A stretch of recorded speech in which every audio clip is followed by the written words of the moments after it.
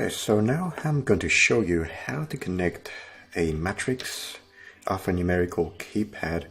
to your Arduino so you can provide input by just pressing these buttons. Now this is called a matrix keypad because the keys obviously are organized in a matrix, but also the name has got to do something with the way that output is generated by this keypad. I'm going to show you how to figure out which of these lines correspond to which rows and columns of the keypad, because when you buy these on eBay they're not marked, so you don't really know